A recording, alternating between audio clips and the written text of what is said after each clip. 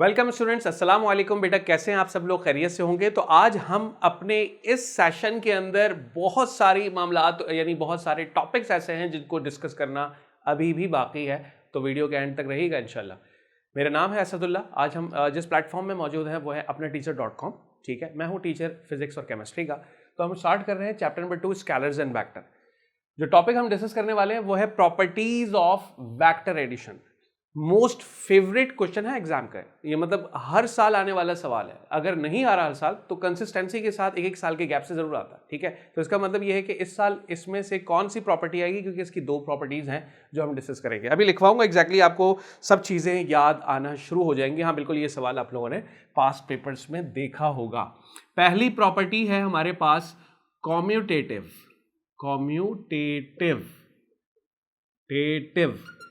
Law of vector addition. Commutative law of vector addition. ठीक है जी। अच्छा, second property associative law of vector addition. तो ठीक कहा था ना एग्जैक्टली। पास्ट पेपर्स में आपने देखा है एग्जैक्टली यही कई सवाल इस तरह से बनकर आते हैं कि prove that commutative law of vector addition, या जो रिलेवेंट इसका फॉर्मूला हमें ड्राइव करके देना होता है उसे भी लिखा दिया जाता है। वो मैं बताऊंगा एग्जैक्टली जब हम इसको स्टार्ट करेंगे। तो वहां पर सवाल किस तरह से एग्जाम में आता है वो भी मैं लिखवा दूंगा, और साथ में पूरी प्रॉपर्टी को इसका हम डिस्कस करेंगे। पहले हम सिर्फ इस बात को अभी याद दहानी कर रहे हैं इस चीज़ की कि हमारे पास प्रॉपर्टीज होती कितनी टाइप्स की हैं।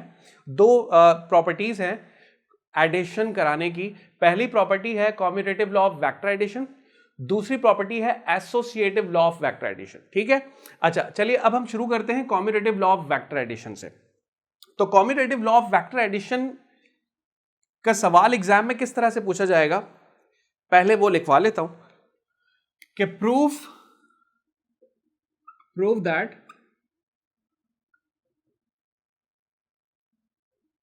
Commutative law of vector addition. ठीक है, proof not prove that, prove commutative law of vector addition, prove commutative law of vector addition. या फिर यही सवाल इस तरह से भी पूछा जा सकता है।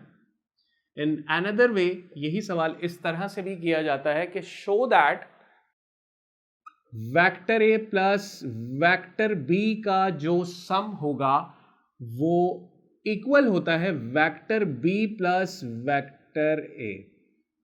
दिखने में तो ये बात 100% राइट है कि अगर दो ऐसी मैथमेटिकल या अलजेब्रिक वैल्यूज जिनका सम जो है सेम वैल्यूज का सम थोड़ा सा रीअरेंज कर लिया जाए, जैसे 2 + 3 कर लूं और 3 + 2 कर लूं, एग्जैक्टली दोनों का सम बराबर आएगा। लेकिन यहां पर हमने वेक्टर की फॉर्म में इस बात को प्रूफ करना है।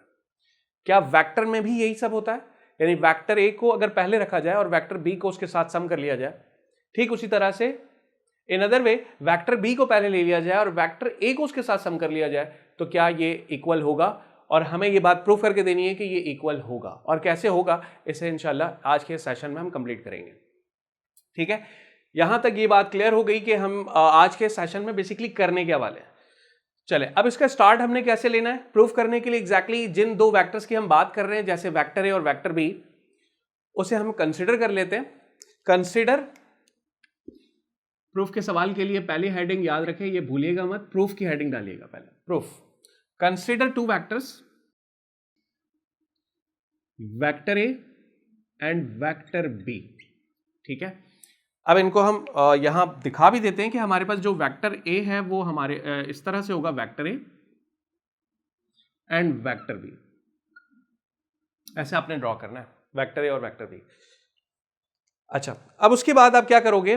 उसके बाद आप ये करोगे कि यार इन दो वेक्टर्स को अगर ऐड कर लें by head to tail rule, तो क्या लगता है कि हमने parallelogram law of vector addition के अंदर इसी तरह इसी डायरेक्शन में मौजूद दो वेक्टर्स लिए थे जिनको ऐड करने से पैरेललोग्राम बना के दिया था हमने। यहां पर भी ऐसे ही होगा, जिन दो वेक्टर्स को हमने कंसिडर किया, vector A and vector B, it can form in order to add, पहले ऐड करवाएंगे. In order to add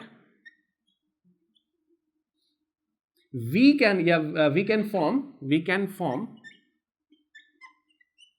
parallelogram. We can form parallelogram to get resultant vector, and resultant vector को R vector से represent करते हैं. ठीक है, तो इसकी डायग्राम अगर गौर करो तो इसकी डायग्राम कैसे बनेगी. ये है आपके पास वेक्टर ए, और वेक्टर बी को आपने वेक्टर ए के साथ ऐड करना है. और किस मेथड के थ्रू ऐड करना है? हेड टू टेल रूल के मेथड के थ्रू आपने ऐड करना है. तो अब हेड टू टेल रूल के अंदर हमने इस बात को समझा था, लास्ट वीडियोस में आप लोगों ने देखा ही होगा. नीचे डिस्क्रिप्शन में लिंक मौजूद होगा, अगर नहीं भी देखी तो वो जाकर आप देख लें पहले, ताकि आप लोगों को ज्यादा बेहतर अंदाज में ये कॉन्सेप्ट यहां पर इस टॉपिक का भी क्लियर हो जाए. अब हम हेड टू टेल रूल के थ्रू किस तरह से वेक्टर्स को ऐड करवाते हैं. वेक्टर बी की टेल को वेक्टर ए के हेड के साथ हम कनेक्ट कर लेंगे, तो ये बन जाएगा आपके पास. ठीक है, और इसी तरह अगर मुझे रिजल्टेंट वेक्टर बनाना हो तो रिजल्टेंट वेक्टर की जो टेल होती है वो फर्स्ट वेक्टर की टेल के साथ ज्वाइन की जाती है, और जो उसका हेड होगा वो लास्ट वेक्टर के हेड के साथ ज्वाइन हो जाएगा. ठीक है, अब जो रिजल्टेंट बनेगा वो vector A plus vector B आ जाएगा. ठीक है, अब अगर हम ऑर्डर चेंज कर दें, यहां पर जो मैंने बात की वो बात की vector A plus vector B की, यानी लेफ्ट हैंड साइड के एतबार से मैंने सॉल्व किया. वेक्टर ए को पहले डिजाइन किया, मैं पहले ड्रॉ कर लिया, वेक्टर बी को वेक्टर ए के साथ ऐड करवा दिया, और फाइनली हमने रिजल्टेंट वेक्टर निकाल लिया जो बराबर है vector A plus vector B के. अब हम अगर राइट साइड पर जाते हैं तो राइट साइड के अकॉर्डिंग हमें ये बात पता लग रही है कि इसमें वेक्टर बी को पहले रखना है और वेक्टर ए को ज्वाइन कराना होगा वेक्टर बी के साथ. तो एग्जैक्टली हम पहले यहां पर वेक्टर बी बनाते हैं. ठीक, और अब वेक्टर ए को जब आप वेक्टर बी के साथ ज्वाइन करोगे तो एग्जैक्टली वेक्टर ए की टेल को आपने वेक्टर बी के हेड पर रखना है, यानी इसके साथ कनेक्ट कर देना है, और फाइनली जो इस तरह से बनकर आपके सामने आ जाएगा. अब इसका रिजल्टेंट क्या हो सकता है? इसका रिजल्टेंट एग्जैक्टली क्योंकि यहां ऑर्डर चेंज कर लिया हमने, वेक्टर बी को पहले रखा है, वेक्टर ए को बाद में रखा है, तो एग्जैक्टली हमारे पास जो रिजल्टेंट आएगा वो होगा vector B plus vector A. ये दो इक्वेशन यहां डायग्राम के अंदर मैं जो दिखा रहा हूं इसको चाहे तो बाहर लिख लेते हैं इस तरह से कि हमारे पास according to left hand side, जब हमने लेफ्ट हैंड साइड सॉल्व की जिसमें हमने वेक्टर ए को पहले रखा और वेक्टर बी को बाद में रखा, तो उससे जो रिजल्टेंट आया था वो था आपके पास vector A plus vector B. इसे इक्वेशन नंबर 1 का नाम दे देता हूं. इसी तरह जब मैंने ऑर्डर चेंज कर दिया और राइट साइड को सॉल्व किया तो उसमें वेक्टर बी को पहले रखा गया और वेक्टर ए को वेक्टर बी के साथ कनेक्ट करके हमने उसका रिजल्टेंट बना दिया. तो वो रिजल्टेंट बनकर जो आ गया हमारे पास वो इस तरह से आ गया vector B plus vector A. इसे मैंने इक्वेशन नंबर 2 का नाम दे दिया. अब कंपेयर करवा लेते हैं. कंपेयरिंग, इसे हम मजीद यहां कंटिन्यू कर लेते हैं. कंपेयरिंग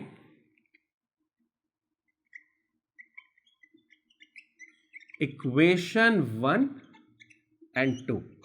जब दोनों इक्वेशन को कंपेयर करवाएंगे, कंपेयर किस बुनियाद पे किया जाता है? जब दोनों इक्वेशन में कोई एक साइड दोनों में सिमिलर है. जैसे आपने यहां देखा इक्वेशन नंबर 1 पे vector A plus vector B का सम जो है वो रिजल्टेंट वेक्टर आर के बराबर है. ठीक इसी तरह से इक्वेशन नंबर 2 में vector B plus vector A का सम जो है वो भी रिजल्टेंट वेक्टर के बराबर है. तो दोनों की लेफ्ट साइड बिल्कुल सेम है, तो उस हिसाब से ये दोनों भी बराबर हो जाएंगे.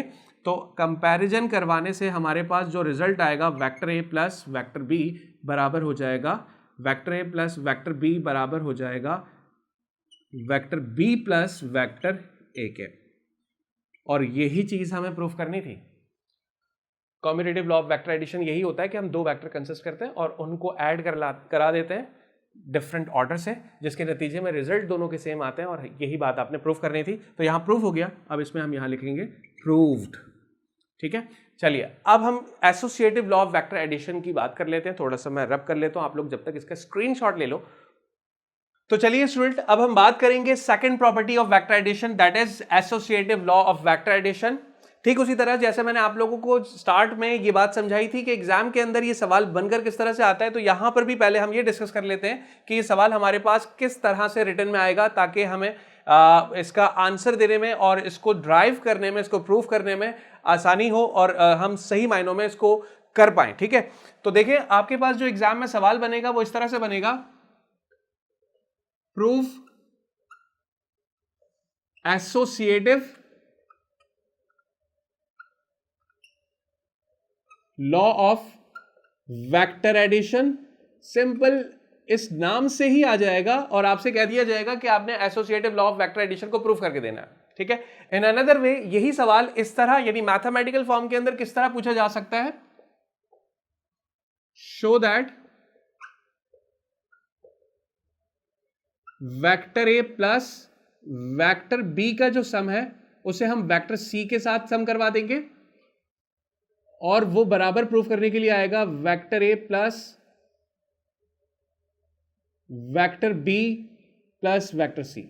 ठीक है, अब देखिए यहां पर गौर करें कि आपको प्रूफ ये करके देना होगा कि पहले आप वेक्टर ए के साथ वेक्टर बी का सम करोगे और उसको सम कराओगे वेक्टर सी के साथ, तो उसके नतीजे में ये चीज प्रूव होनी चाहिए किसके बराबर, वेक्टर ए को सम करें अगर वेक्टर बी और सी के सम के साथ, तो हमारे पास राइट और लेफ्ट दोनों ही चीजें अगर आपके पास डायग्रामेटिक वे के अंदर सम अप होकर रिजल्ट सेम देती हैं तो ये दोनों ये स्टेटमेंट प्रूव हो जाएगी या फिर associative law of vector addition जो है वो प्रूव हो जाएगा। ठीक है, स्टार्ट में एग्जैक्टली यहां पर आप गौर करें कि 3 वेक्टर्स का इस्तेमाल करना है, हमने 3 वेक्टर्स को इंप्लीमेंट करना है, तो इसके लिए एग्जैक्टली हमें जो कंसिडर करना होगा वो 3 वेक्टर्स कंसिडर करने होंगे।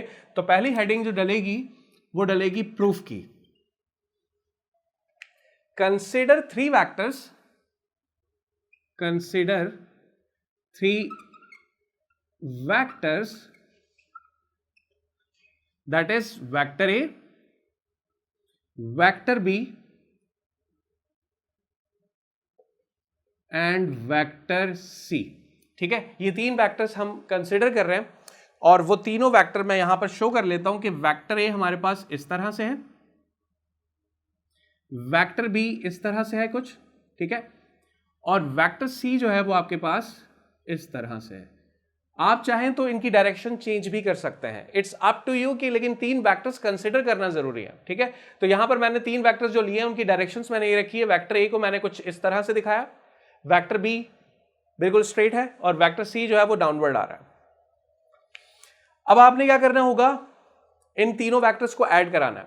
तीनों वेक्टर्स को ऐड कराने के लिए पहले हम जा रहे हैं लेफ्ट हैंड साइड को कंसीडर करते हैं और लेफ्ट हैंड साइड को प्रूव करते हैं। उसे सॉल्व करने पे उसे हम इक्वेशन नंबर 1 का नाम देंगे, देन फिर हम जाएंगे राइट हैंड साइड पर और राइट हैंड साइड को प्रूव करने के बाद भी हम उसे इक्वेशन नंबर 2 का नाम दे देंगे और ये देखेंगे एग्जैक्टली कि एट द एंड हमारे पास दोनों इक्वेशन के कंपैरिजन करने पे जो रिजल्ट आएगा वो यही होगा। ठीक है, चलिए कंसीडरिंग लेफ्ट हैंड साइड। अच्छा, अब लेफ्ट हैंड साइड पे जरा गौर करें। लेफ्ट हैंड साइड आपको क्या बता रहा है, लेफ्ट हैंड साइड आपसे ये कह रहा है कि आपने वेक्टर ए के साथ वेक्टर बी का सम अप लेना है, जो इन दोनों का सम होगा उसको आप वेक्टर सी के साथ सम करवा दोगे और नीचे दिए गए हमने 3 वेक्टर्स भी कंसीडर कर लिए, उन तीनों वेक्टर्स को आपने through head to tail rule add करवाना है। तो यहां मैं सारी चीजें रिटन लिखता हूं ताकि आप लोगों को प्रॉब्लम ना हो, नोट्स भी आप लोगों के एक तरीके से नोट्स भी आप लोगों के पास आ जाएं। ठीक है, तो आप क्या करोगे, add vector A and vector B. ठीक है, वेक्टर ए और वेक्टर बी को हम ऐड करने जा रहे हैं। लेफ्ट हैंड साइड पे नजर रखिएगा, वेक्टर ए को वेक्टर बी के साथ पहले आपने ऐड करना है, तो इसलिए मैं लिख रहा हूं vector A, add vector A and vector B by head to tail rule to get sum vector A plus vector B. ठीक है, इसमें कहा गया सिंपली कि हमने क्या करना है, हमने ऐड करना होगा वेक्टर ए को वेक्टर बी के साथ। किस मेथड के थ्रू ऐड करेंगे, हेड टू टेल रूल के तहत ऐड करेंगे और उसके नतीजे में जो हमें रिजल्ट मिलेगा वो होगा vector A plus vector B. तो ये आपने बना लिया वेक्टर ए और इसे ऐड कर दिया वेक्टर बी के साथ by head to tail rule. Head to tail rule आपसे ये कहता है कि जो सेकंड वेक्टर जिसे आप ऐड कर रहे हो अपने फर्स्ट वेक्टर के साथ, उसकी टेल जो है वो वेक्टर फर्स्ट वेक्टर के हेड के साथ अपने ज्वाइन करनी है। तो वेक्टर बी की टेल जो है वो वेक्टर ए के हेड के साथ कनेक्ट होके इस तरह से आ जाएगी, तो ये आपका हो गया वेक्टर बी। ठीक है, अच्छा अब इन दोनों का जो सम है, यानी इन दोनों का जो सम है, इसका मतलब ये हुआ कि इन दोनों का जो रिजल्ट होगा वो किस तरह से बनेगा। रिजल्टेंट वेक्टर बनाने के लिए हमने फर्स्ट वेक्टर की टेल के साथ रिजल्टेंट वेक्टर की टेल को कनेक्ट करना होता है, और लास्ट वेक्टर के हेड के साथ हमने रिजल्टेंट वेक्टर के हेड को कनेक्ट करना होता है, जिसके नतीजे में जो हमें रिजल्ट मिलेगा, जो सम मिलेगा, वो होगा vector A plus vector B. ठीक है, अब आपने उसके बाद क्या करना होगा, उसके बाद इन दोनों के सम के साथ आपने एक तीसरे वेक्टर वेक्टर सी को ऐड करना होगा। ठीक है, तो अब आप इसमें यहां लेके मेंशन कर लें, एंड नाउ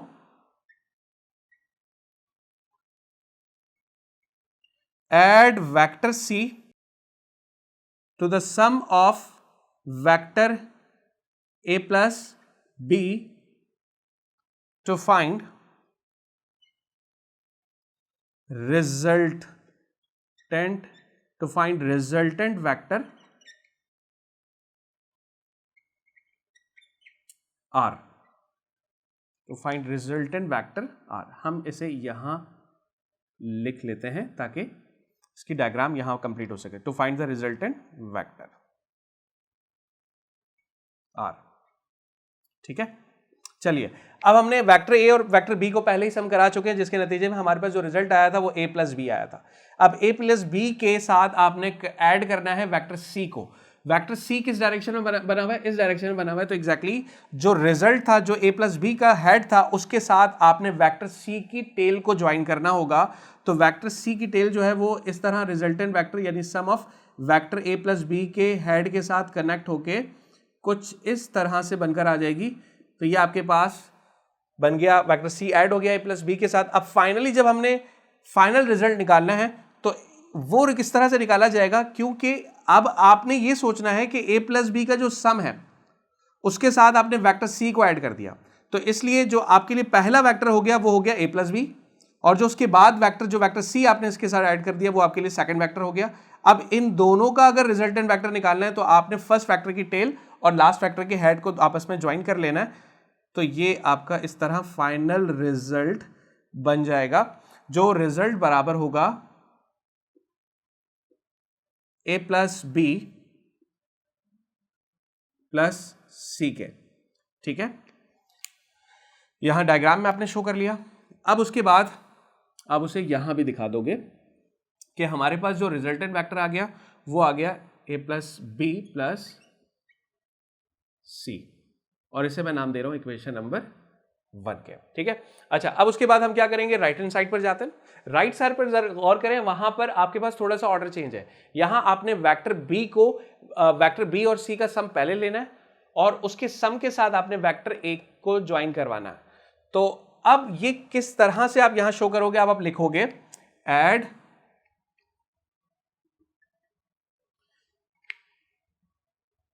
पहले यहां अपनी आसानी के लिए ये बात भी लिख लें कि हम जो अब साइड सॉल्व करने के लिए लगे हैं वो है हमारे पास left hand side, sorry right hand side. ठीक है, तो आप यहां लिखोगे कंसीडरिंग राइट हैंड साइड। ठीक है, अब राइट हैंड साइड पे जरा फोकस रहे, राइट हैंड साइड पे जरा गौर करें और मुझे ये बताएं जरा कि राइट साइड पे हमें क्या कहा जा रहा है, वेक्टर बी प्लस सी के सम के साथ हमने वेक्टर ए को ऐड कर लेना है सिंपली। ठीक है, तो अब मैं यहां लिख लेता हूं कि ऐड, सबसे पहले हम बी और सी का सम ले लेते हैं, तो हम ऐड करवा लेते हैं, add vector B and vector C by head to tail rule. ठीक है, तो वेक्टर बी और वेक्टर सी को अगर हम ऐड कर लेते हैं तो उसके नतीजे में हमारे पास जो रिजल्ट बनता है वो क्या बनेगा। अब आपने क्या किया, सिंपली वेक्टर बी ये सामने मौजूद है, तो सिंपली आपने वेक्टर बी बनाया और वेक्टर सी को वेक्टर बी के साथ ऐड करने के लिए क्या तरीका होता है, वेक्टर सी की टेल को हम वेक्टर बी के हेड के साथ ज्वाइन कराएंगे। ठीक है, और इनका कर लेते हैं सम अप। इनका सम अगर करेंगे तो रिजल्टेंट वेक्टर, इनका सम कैसे बनेगा, आपके लिए पहला वेक्टर वेक्टर बी हो गया और लास्ट वेक्टर वेक्टर सी हो गया, तो इन दोनों को आपस में ज्वाइन कर लें और इसका जो रिजल्ट आ रहा है वो आ रहा है vector B plus vector C. ठीक है, अब उसके बाद हमने क्या करना है, बी प्लस सी के साथ बी प्लस सी को या फिर बी प्लस सी के साथ, ये भी चलेगा, ठीक है। बी प्लस सी को आपने ऐड करना है वेक्टर ए के साथ, तो आप यहां मेंशन करोगे